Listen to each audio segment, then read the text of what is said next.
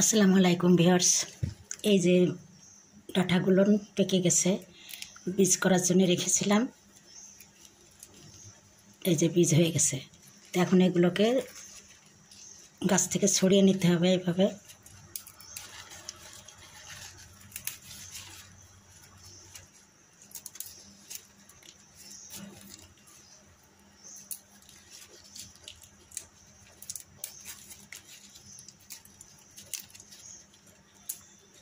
এইভাবে সমস্ত বীজগুলোকে ছড়িয়ে নিতে হবে। আর এই যে ডাঁটাগুলো, এগুলো খেতে পারা যায়, এগুলো কিন্তু ভালো লাগে খেতে, খুবই মিষ্টি। তো এগুলোকে বিভিন্নভাবে ডালের সঙ্গে, ঝিঙ্গে দিয়ে, ডাল দিয়ে, মিষ্টি কুমড়া দিয়ে রান্না করা যায়। তো আমি আজকে মিষ্টি কুমড়া দিয়ে রান্না করব। তো এগুলো বেছে কেটে দিয়ে আমি মিষ্টি কুমড়া দিয়ে রান্না করব। আর এগুলাকে রোদ্দুরে দিয়ে শুকাবো, এই বীজগুলা শুকায়ে পরিষ্কার করে তারপরে আবার এই বীজ থেকে নতুন শাক তৈরি করা যাবে। এই যে ডাঁটাগুলো খেতে পারা যাবে। তো আমি কেটে ধুয়ে এগুলো সব ছড়িয়ে তারপরে ফিরে আসছি।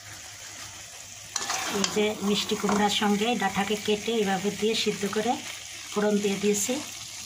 ডাঁটাগুলো সব এই যে সিদ্ধ হয়ে গেছে, এগুলো খেতে খুবই ভালো লাগে। আর উপকারিতাও আছে, যাদের কোষ্ঠকাঠিন্য তাদের জন্য খুবই ভালো, তারা খেতে পারে। এই তো ভিউয়ার্স, আমি এই যে ডাঁটাগুলোকে রোদ্দুরে দিয়ে শুকিয়ে তারপরে ভালোভাবে কষলিয়ে এই যে বীজ বের করে নিয়েছি।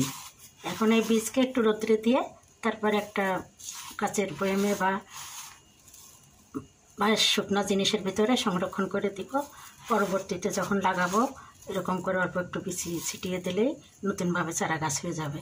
এইভাবে আপনারা বীজ সংরক্ষণ করতে পারেন।